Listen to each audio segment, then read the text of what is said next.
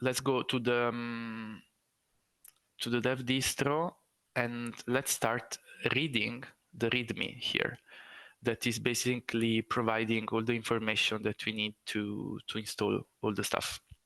How can we do? I will open the VS Code. I don't know if you are also following me.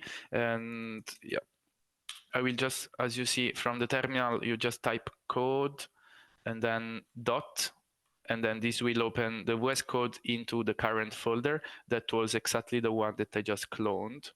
So I will end up with a VS Code in the repo that I just cloned here. Okay, nice. What should we do? We can read the README here. Maybe I can organize these folders better, these windows better.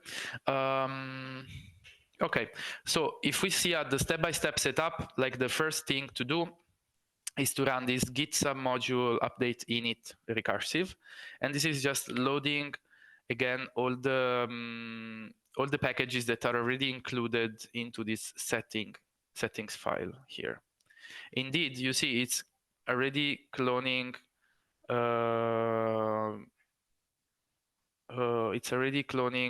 Sorry, excuse me. Yes. Can we use the code space of Git? Yes. Yes, you can use it.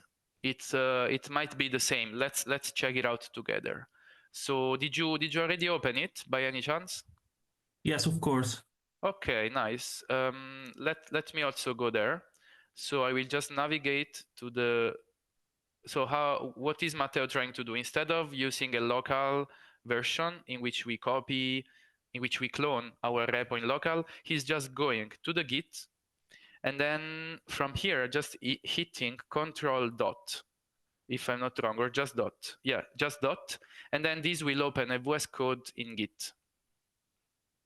So you can try it out, and you will end up, as you see, with the very same thing. So Matteo, may I ask you why are you like? Because I have not VS Code in my VC. I see. Okay. I see. And to follow your step closely and don't lose anything. Okay. Which kind of operating system are you using? Just Windows, but I have as well as for Ubuntu. Okay. Okay. So yeah, I'm it's not entirely clear to me which might be the limitation of using 100% the thing here. For example, for sure you cannot really spin up the whole NOMAD software from this thing. So you will only be able to develop the plugins and to test them only at some extent, but you will not be able to see the GUI and load all the software. I think it should work. Should it work? Yeah, I think so. Okay, then I mean, you can try it. Yeah, we can try it. Thanks, Ahmed. Yeah, it's very important that you are also supervising here. Okay. So let's do this thing. So I just pressed, as I said, I just pressed dot in my keyboard within the GitHub repo, and this VS Code appeared. So you might want to try the same. Let's do it. So thanks, Matteo, for asking this, so we can even check some new thing. Okay, so continue working in GitHub code spaces. Yeah, this will. Okay, so here I am required to choose which kind of machine I want to use. I will just say 4-core 16 giga RAM. So let's see. I'm very curious of seeing if it's really working as Ahmed said. Anyway, we will just go through the documentation of this repo step by step and perform all the steps and check what happens. So the VS Code is now, the code space is being built, and that's it. I have a question. Yes, please. When we installed our environment, we cloned from GitHub, not forked. Yeah, so Do we have to redo that again? yes, And- yes. Okay. Yes, you have to do that again because you want your own copy of that repo in your GitHub. And then you clone your own copy because you are going to make some modification to the repo. And the modification are adding your plugins. So yeah, so you will be able then to commit to your own repo and not to the official one. So yes. Yeah, we can go through this thing again. So let me navigate to the NOMAD distro dev. I will just show again. So fork, you click here, and then you choose your own owner, and then you give a name to this that might be the same name plus something, and then you create a fork. After that you created this, you can navigate to your own GitHub and then check this repo, and then you can git clone. So I will do it again with you. So I will, in a way, be at the same pace. So you go to this code here, and you can copy this URL. And then let's say you open your terminal. I hope you can see that. It's all black here. Maybe let me put it like this. And yeah, let's say that you want to, I don't know if I will, yeah, I will just place, I will just navigate into the folder I prefer, and then I will just hit git clone, and then I will paste this URL of my forked repo. And then, yeah, now I will also give a name here because I already have it. Okay, and so as you see, it cloned the repo. And if you go into your file, let's say into your file explorer, you will find exactly the repo that you just cloned. I wanted you to point again to the slides if you downloaded them. So the link is in the chat, as I said before. And in the slide number 38, you will find a bunch of plugins that you want to load into this development environment. So let's try slowly to do that. Slide 38, what do we need to do? We need simply to execute this second step that Ahmed wrote for us. Yeah, then let's perform this second step here. So what do you need to do? You just need to write into your terminal within the VS Code git submodule add, and then you will need to copy paste the link that all these links that are in the slide 38. So I placed it here in the screen. So you just copy this link here, all of it, and then I will let me see if I'm able. Oh, sounds like okay. So I will copy it, and then take care. I will paste it here, and then I need to add one more .git at the end. If we compare with the command here, indeed, we see a .git at the end. So after pasting this GitHub URL of one specific plugin, then we have to indicate where this plugin is gonna be loaded into our repo as a submodule. So we indicate packages, and then we say, as this is the NOMAD material processing, then we write NOMAD material processing. Cool. So this command here can be executed, and then it will add as a submodule NOMAD material processing into the package folder here. So I will not run it because I already ran it before. And so as you see in my packages folder is already present. So I will not go through that now.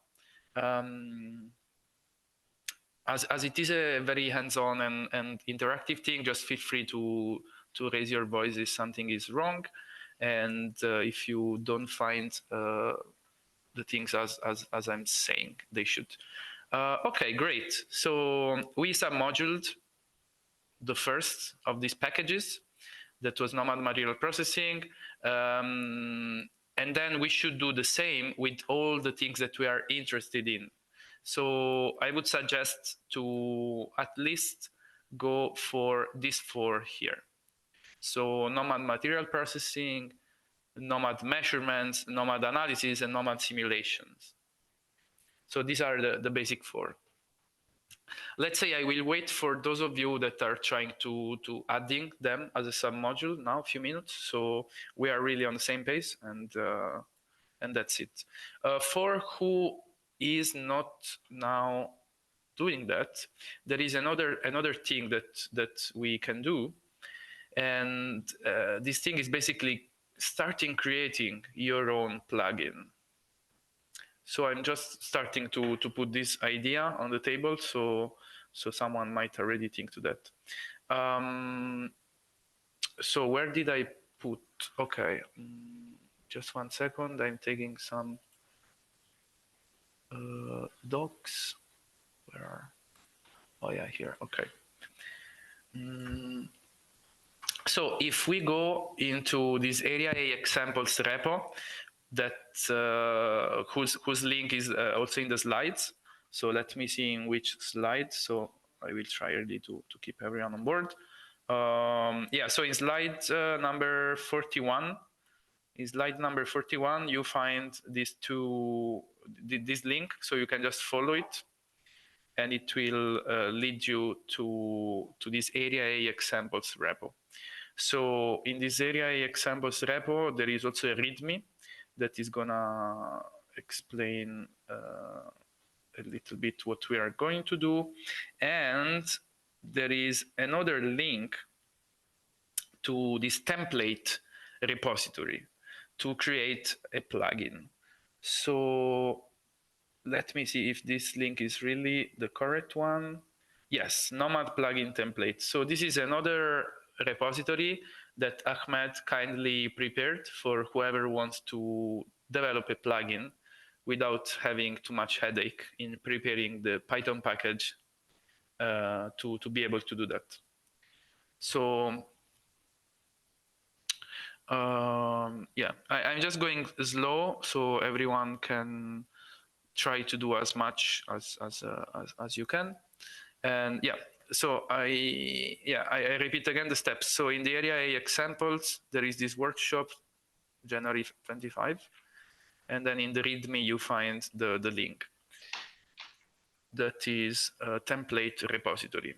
This will lead you to this other repo that is NOMAD plugin template, and this is the repo that we want to use as a template to create our own plugin.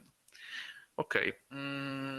So I have a question. Yes. If you do the Git submodule add, taking the 4 links that we mentioned, so we have, let's say, something .git and then the, let's say, destination name. Destination name, I missed. Was it with the path or with the? Its destination name is packages. That is the folder that you already have available in the repo. So packages, Yeah. and then yeah, forward slash, okay. yes. Okay. And then you give the same name of the plugin you are trying to add. Source, let's say. Okay, thank you. Good. Yes, so this was the main thing. So yeah, I just say that we will go step by step all together. So first adding the submodules, and then the next step will be to create your own plugin and stuff. I don't know if Federica or Tommaso are now at the screen. Just wanted to ask them if, yeah, I don't know, Tommaso, do you have a place where to put these plugins that all the group is gonna develop, or not really? Yeah, let me see. I think we can use our repo on GitHub. Maybe you can post it into the chat, so I will also save the bookmark. Yeah, thanks. Thank you. So this is a dedicated repository that needs that is useful to be a template for any new plugin that one wants to develop. Yes, so now you need to clone this thing. Basically not to clone, you need to use this repo as a template. So let's say that we hit the button, use this template, and then we create a new repository. So for the repository name, I suggest to use NOMAD -plugin whatever you want. I don't know, depending on your technique or depending on what the plugin will contain, or stuff like that. So you can also tell your choice, so we know it all together. For example, yeah, in my case, I will just write AA test, and then I will set it as a public repository, and then I don't need to do anything more than create the repository. And the owner was myself, so it will be placed into my own GitHub account. Great. I think now there is some action performing, yes. So you can already go and inspect in this newly created repository. You can go to the Actions tab, and you can see that there is some action performing. So this is exactly what Ahmed set in the back. And so some automation is happening and is creating something for our repository. The action should have finished after a few seconds in this new repo. And now we can go on with setting this plugin. Okay. So this is a new repo. And also here we have to start a GitHub code space to be able to run some of these commands. So I would do it straight. And so I will hit dot, and then a GitHub code space is it's starting. You have basically this view here, okay? Mm-hmm.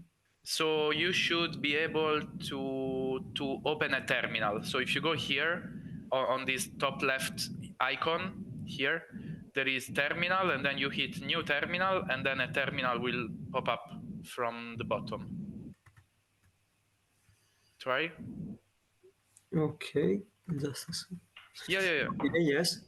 Okay, fantastic. And now you can say continue working in GitHub code spaces. Okay. Okay, perfect.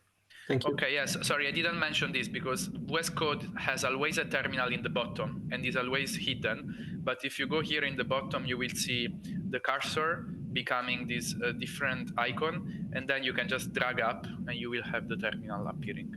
So this is true for whatever installation of VS Code around.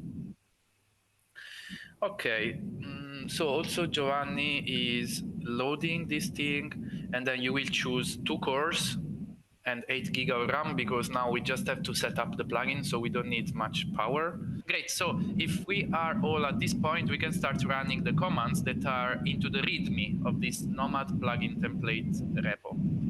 And as you see, the first one is craft. Probably we need to install craft before. Let's check it out. So if I run this command here, it's probably telling me that I don't have craft. No, indeed, I have it. Yeah, so it's fine. Okay. So I don't know how. Yeah, I don't know if you already ran this thing, but running this thing is triggering some interactive command line prompt. And here we need to write some information. So this is another automation that Ahmed prepared for us, and it's just asking us some information that will be used to load into the plugin. So the first info is the full name. So I will just write my full name and then hit enter. Then the second thing is about writing an email, and then I will do this as well.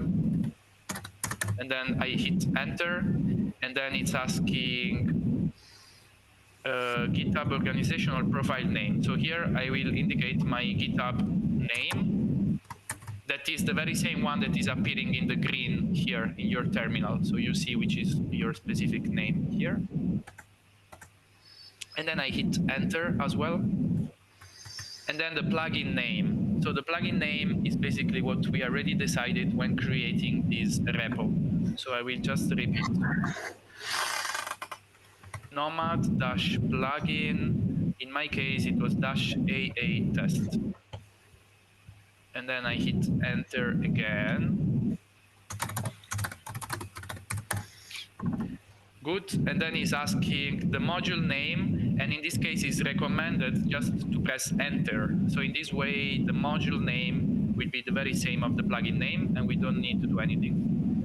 Then short description, this you can add also later on, so you don't need now. So I will not add anything. I hit enter. We are at the step 7 of 13. Now the version, it's fine if it's automatically generated, so we hit enter, and then this is the license. So I think we will choose 1, that is the default license, but you can change it also later on. So this is just about, yeah, the license of our code. Okay. Now, if all of you are at the step 9 of 13, we can check together what this is about.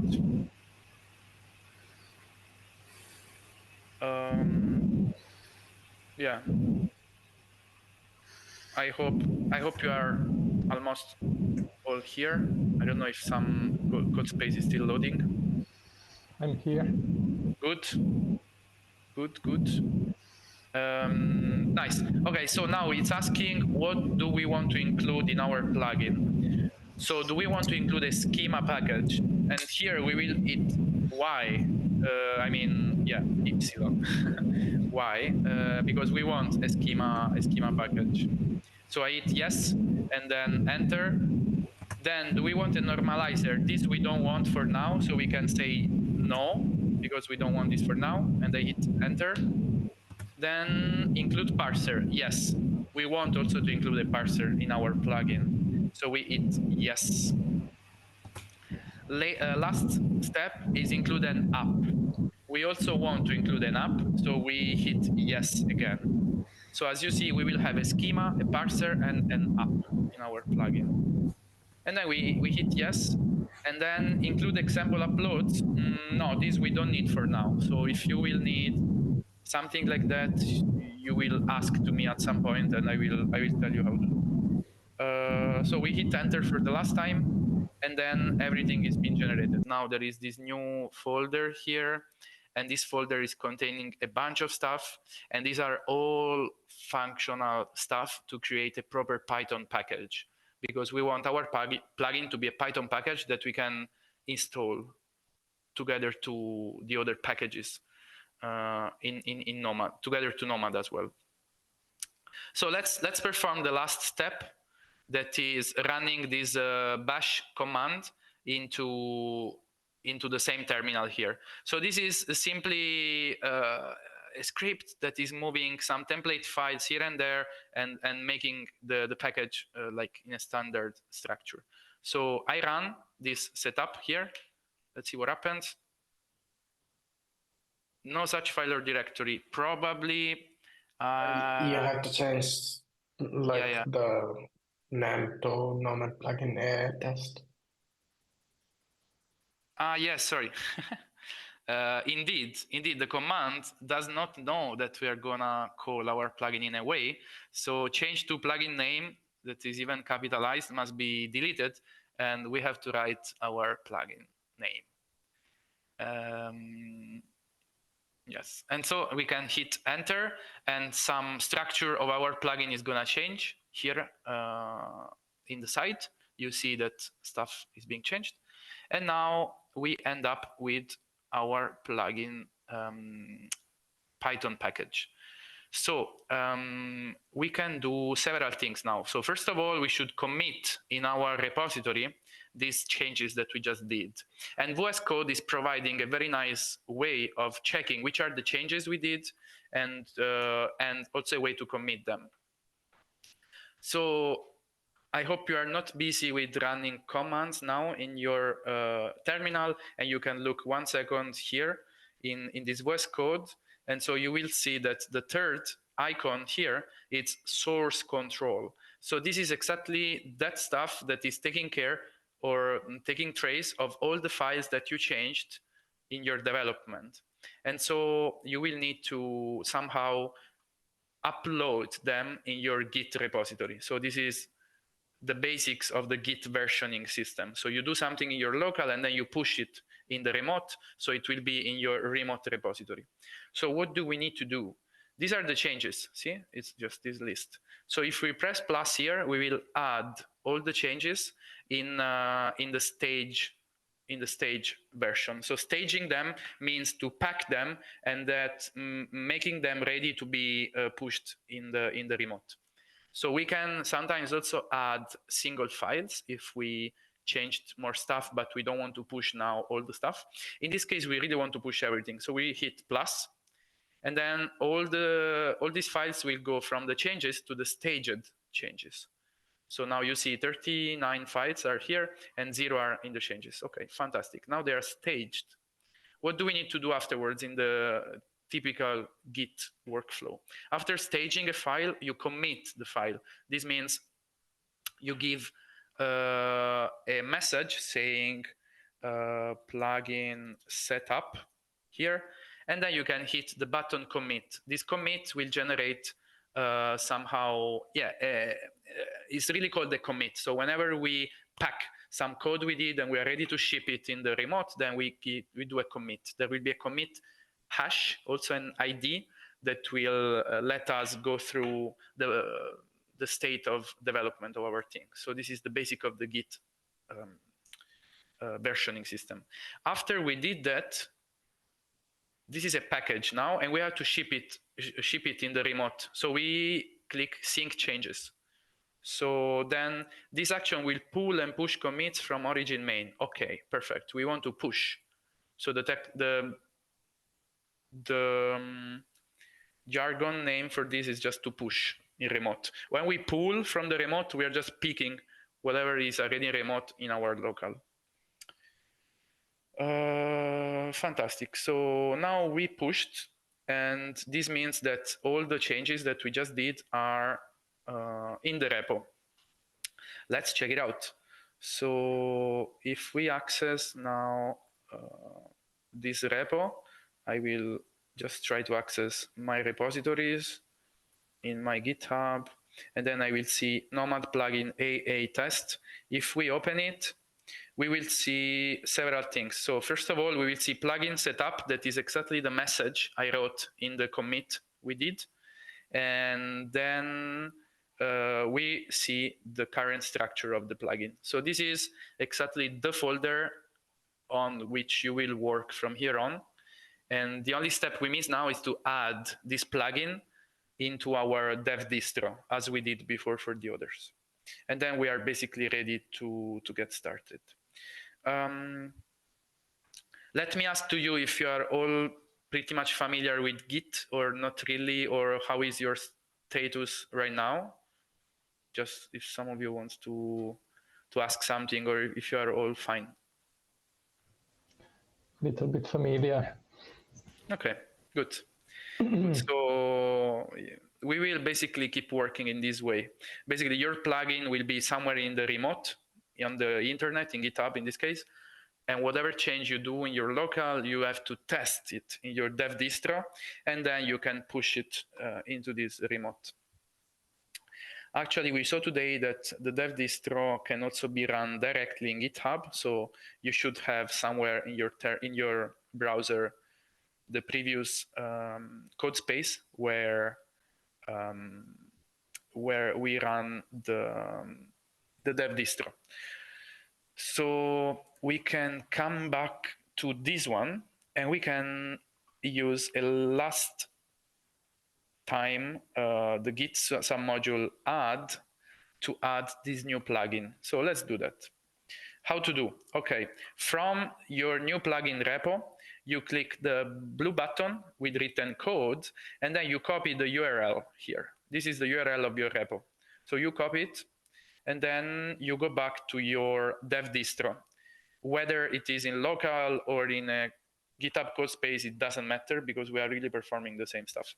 So from here, you say git submodule add, and then you paste the URL of your repo, the one you just made, and then we say that we want to locate this submodule into the packages folder with the name that is corresponding to the very name that we used. So nomad-plugin- whatever you choose. And then we can hit enter, and this thing is being added into the packages folder. So coming back to the dev distro, we added here a submodule. Okay, amazing. So now we have all the submodule. I think several of you might be at the same point. So we have to retrieve now the README to keep setting up our dev distro. Where are we? We are in the second step, add local plugins. We added a bunch of plugins. Now we have to do the step 3, modify the pyproject.toml. So let me bother you 1 second with this toml thing. Okay, as you see, this is this dev distro we are looking at is nothing different from the plugin repository we did. There are 2 repositories and there are 2 Python packages, so their structure is almost the same. A fundamental part of the Python package is the project.toml. In this project.toml file, we set all the settings of our package. So it's the fundamental file to set a proper Python package. And we need basically to have into here the dependencies. So one of the sections of this file are the dependencies. And this is a list of all the plugins that we want to be installed in our dev distro. I already have a bunch of them because I already added them in a way, and you don't. So you should have only all the way down to here, or no, probably to here. You have only these ones. So the other lines here are added by me, and now we will see together how to add them. We don't have to touch it manually. We can just run some command that is written into the README. Fantastic. So this is the command, uv add, and then packages / the package we want to add. So each of those that was submodule into our repo now must be added. So if you go in this toml file, so whenever you have time and you want to learn about Python package, then you can go and read this toml file. So if you open it, you will find one of the sections that is tool.uv sources. Okay. Yeah, and if you see, Nomad Lab is the only one having workspace equal true. Okay, so this keyword is telling us that this plugin should be in an editable way, and so is dragging it into the packages folder. And Nomad Fair is the only one in this fashion, and so that's why it's the only one you had in the package folder, because because in this setting file, by default it was the only one we wanted to be editable. Okay. Okay, I'm sorry. Nice. No, it's completely fine. It's interesting, this kind of conflict when installing the community plugins. That shouldn't happen. But I will inspect this after we finish the workshop today. So I will just fix this thing that you are experiencing now. You see, I did the UV add the package model plugin, but I got this error. Okay, yeah, so that's because you're using Python 13 point. Yeah, 3.13 doesn't work. So I think you should Oh no, I lost. Using Python 3.12. yeah, it's written in the. Oh no, I have Python 3.12. But I think you can do something like Okay, Sorry? try the command I sent in the chat. Yeah.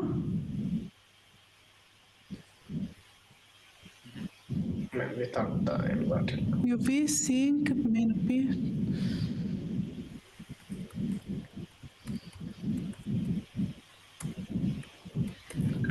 Yeah, because if you see in your first line of this terminal, then there is CPython 3.13.1. So something was probably Okay. Yeah. Okay. Thanks. Thanks, Ahmed. Maybe this will solve. So after we have added at line. Okay. It was good. Thank you. As Leonardo pointed out, if you git some module one thing, and then you UV add that thing, and then you go on and on like this, it should work and not give conflict. So after doing this, we can go to the step 4. And the step 4 would be to create this additional file that will contain some settings of NOMAD, and that is called nomad. This is part of the setup now, like you have an old okay, version. sorry. It's used to configure NOMAD. I see, because I didn't pull your latest changes, so I'm looking at some old documentation. So yeah, but you can just skip to the data there, and it should be the same. Yes. So basically, the step 4 is not there. We can just go to the day-to-day development and running UV run po setup. Sorry for that, but if we inspect this repo, then let me go there. We will see a slightly different documentation that was changed in the last days by Ahmed. And indeed, if we scroll down, after modifying the project toml with UV add, we will just not see anything more and just go to the UV run po setup. Okay, amazing. So when you are satisfied with the plugins you added, then you can go and run this last command, that is UV run po setup.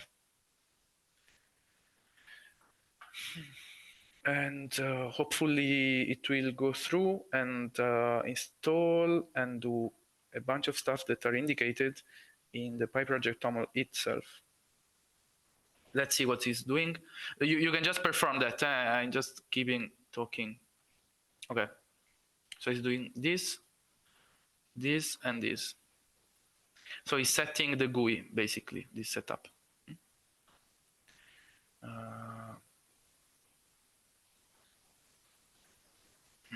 Okay. You can let me know if there are more problems around.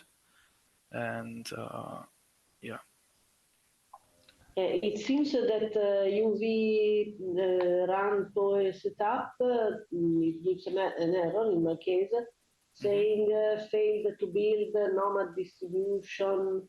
Well, I can share the screen if I am able to. I mean, yeah. So this is, I think, the same problem of the correct installation of these packages. So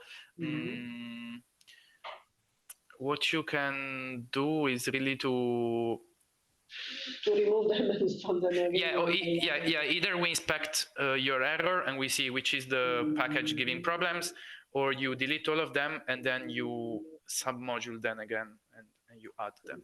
I see also Giovanni was waving with the head, so also he has problems. Yeah, I think I have the same problem. Yes, okay. Would you like to try to just remove all these submodules and go one by one? Okay, do I have also to remove all their names from pyproject.toml? Can you share your screen though? I think you added them, right? Like manually. Yeah, I added them manually. Do I have to remove them before? Maybe you can run also. You can also run UV sync and you see if something is going better because it's fetching all the dependencies again. I think it's better if I share the screen. Yeah. Yes, please. And then we can also go with the screen of Ellen as well, and we see which is the problem. Okay. Okay. Yeah, it's missing the line for NOMAD simulations, but you can just copy paste like line 42. Okay, what should I add? Yeah, NOMAD simulations. Perfect.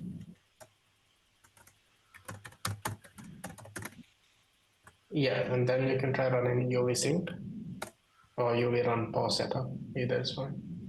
Yeah. Okay. Okay, because okay, I thought that Yeah, I think because it was you are also on Python 3.13 or something. Can you try UV sync minus P 3.12? Without H. minus P. 3.12. Okay.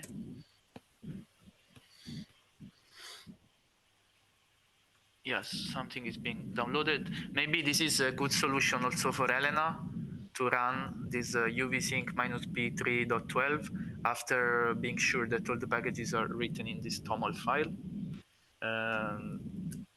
Let's see. Yeah, it worked. It worked. Okay, thank you. Okay, good. Very nice. You can run the UV run pause setup now.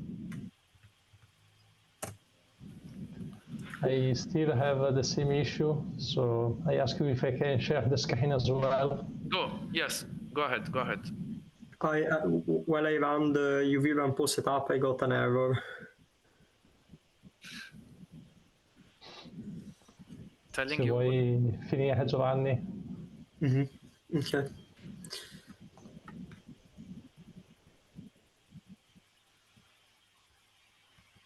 Okay.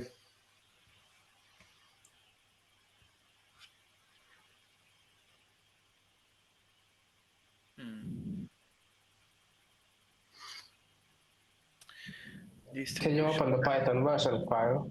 It's happening with 3.13 again for some reason. So, can you open the Python version file? There's like .python minus version on the left hand side. Oh yeah, it's there is this file above docker compose.yaml. Yeah, the down. Yes, perfect. Oh yeah, sorry. Can you add like? Okay, this is an issue. Sorry. Can you add comma mine? You can change that to 3.8, right? The 12.8. Yeah, just remove the greater than sign. I think that's the issue. Ah. Okay. Yeah. Okay. You should. Yeah, and then you can save. try running UV run pause it now.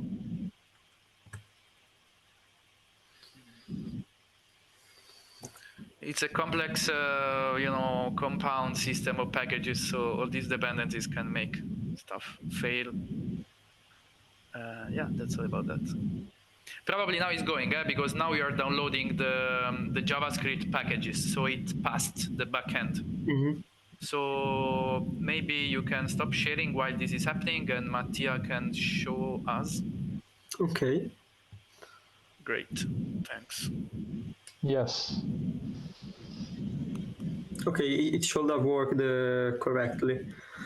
So you can go on with the README, and you probably only miss the commands to start up the thing. And if we go here, Okay, I just changed the version.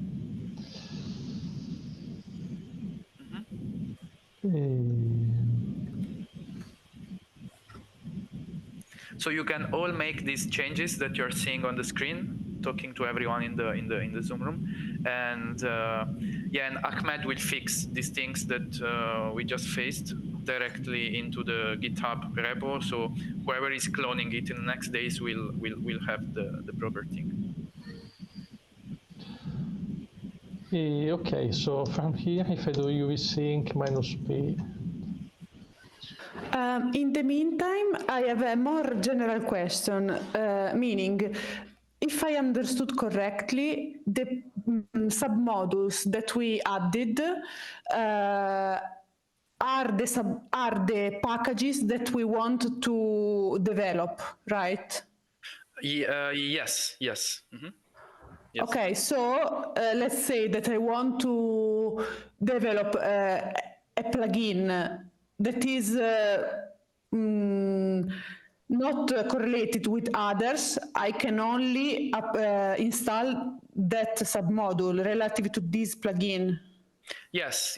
In principle, you don't need also the others, but now we just installed also the other ones because it might be useful to have the code in local. Maybe there is some bug in those codes and you are discovering it while developing your own.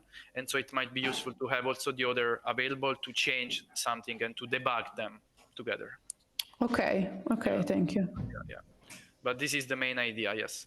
Indeed, the submodule is just a tool of Git that is allowing you to nest some repo into another repo. So in this case, our root repo is this dev distro. And then inside there, we are nesting the packages that we need, and they are all together there. And it comes with a lot of good features like listed in the README file. For example, this search into the VS Code is going through all the code of the plugins. And so it's more far-reaching. So if you don't install it in this editable way, you will not really have the code available in local. Okay, thank you. Welcome.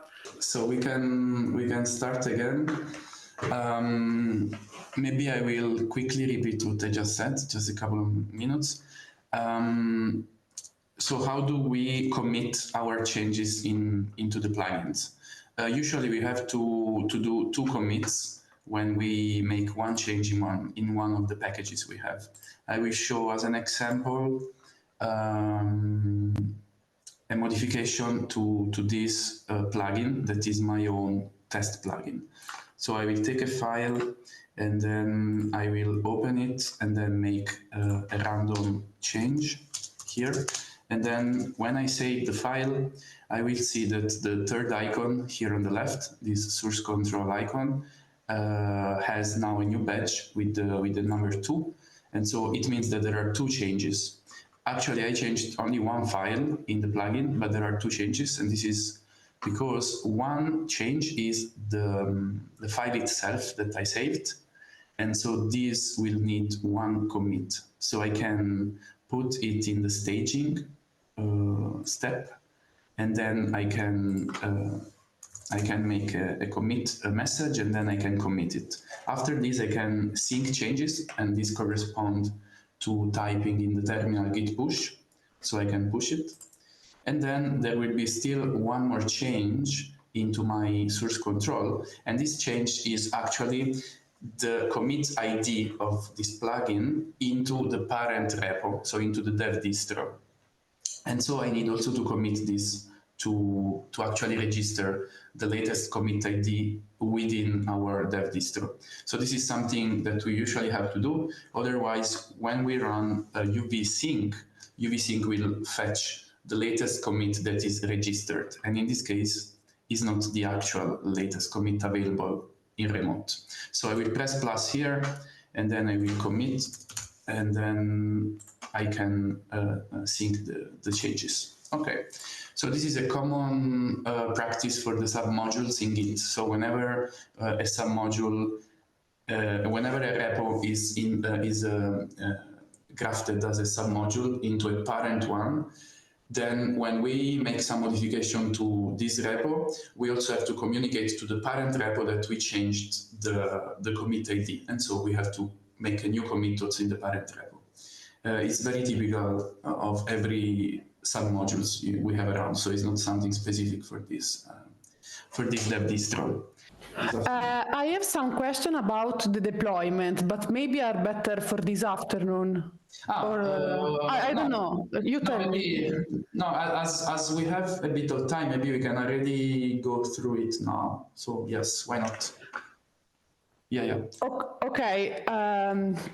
So first of all, I look at the submodule for the NOMAD lab package. And I saw that it points to what seems like a random commit. Okay, Like, so you mean, sorry for interrupting, you mean into this repo here, into this NOMAD? no, I mean from the NOMAD distro dev. Ah, okay, I see. Let me take it. So where are you looking at the commit? So the NOMAD Fair package. Okay, yes. If I go, Yes, yeah. and I saw that because a submodule points to a specific commit, no? Yes, precisely, yes. Okay, so I saw that this points to a commit that is not even a tag or something. Yeah. It's just a random commit because, okay, let's see how to inspect this. So this is the main folder of our distro dev. So if we do from here git branch, then we are seeing the branch of the current repository, so the dev distro. To go and inspect the status of a submodule, we have to navigate to the submodule folder. So cd package nomad fair. Okay, I changed. Yes, exactly. Okay, then I see git branch, and its outcome will be develop. Okay, so develop is the branch in which we are installing the dev distro. Okay, and develop is the branch in which all the features are usually being merged.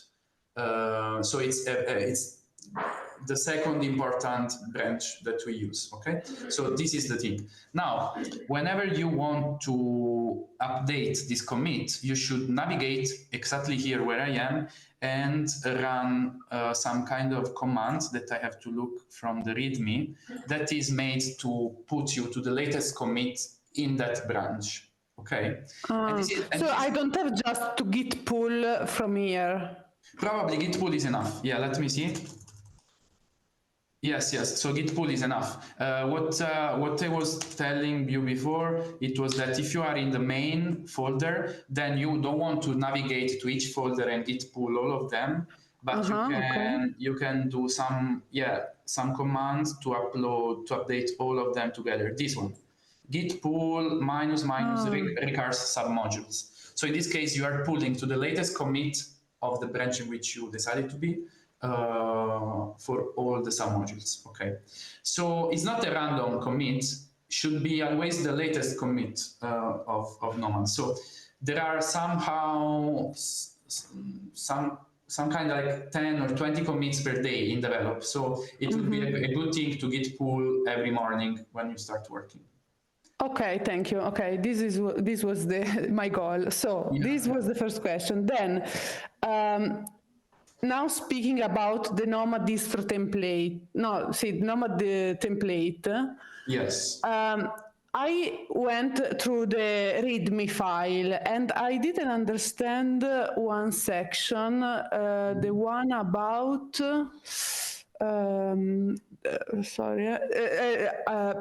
Down. If you please go down a little bit. Okay, no, this is okay. Maybe the next. I just adding a plugin. No, adding a plugin is fine.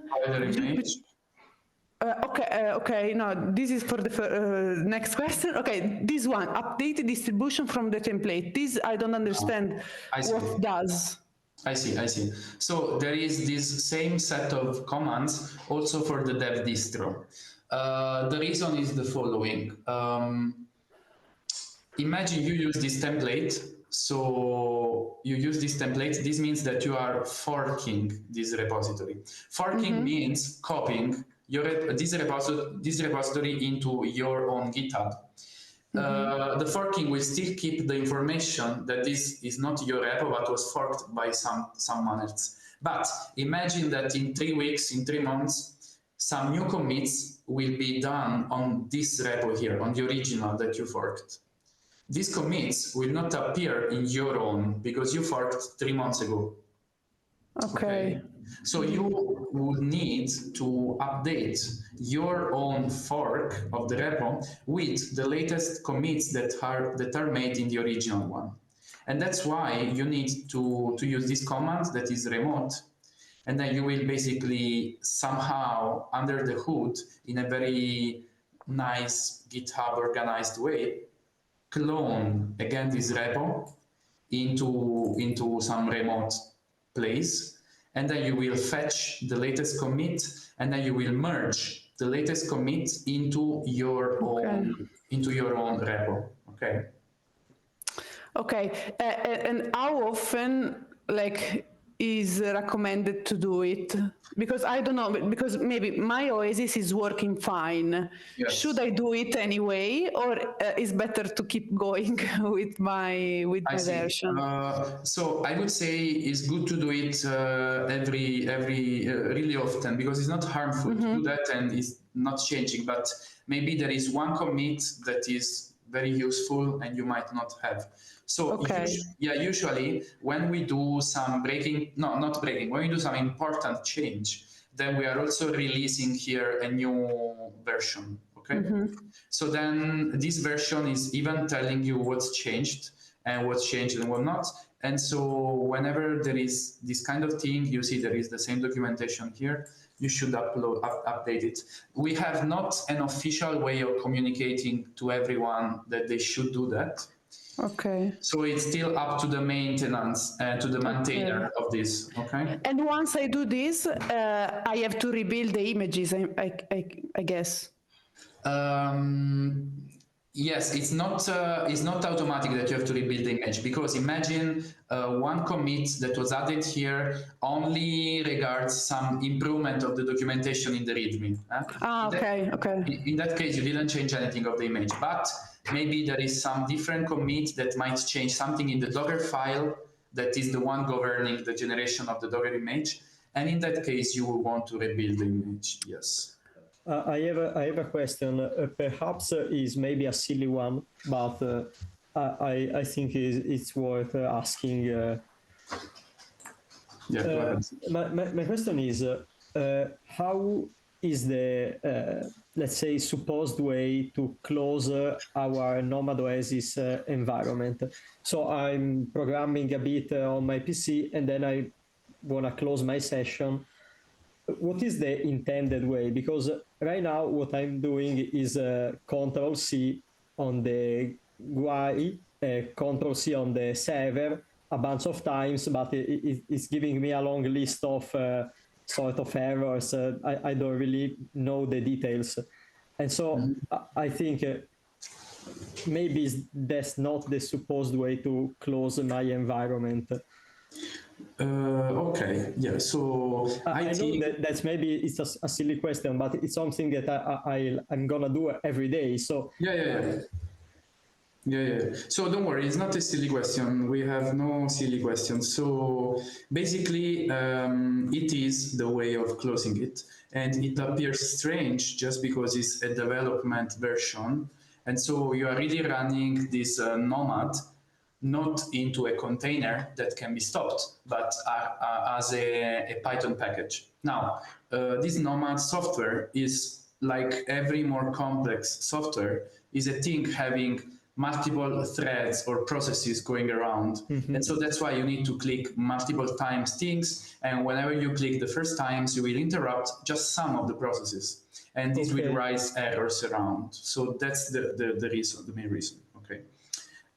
What I can say is what I mentioned before for Cecilia, that basically you can have a modification to this specific command to run your NOMAD from the TOML file. So if you access your own dev distro, you will see that in the TOML file there are a lot of commands defined, and these are the very same commands that you are using to run your application. So basically under the hood of this simple start command, this uv run post start, there is actually this command going on in the back. So if you try exactly here, nomad admin run app worker, to write //dev, this should change the game. So I will try also on my own here and see what happens. Now, I have the application already started. So now I think I have to Control C several times. Let's check it out. So 1, and then something is happening, and then another one, and everything is done. Okay. Now I added this dev here. I will start the application again, and now the start command that you see here is the new one that I defined. So let's see how it works. As you see here, is reported what POE is running under the hood. So now it's running this flag --dev. What is the --dev flag doing?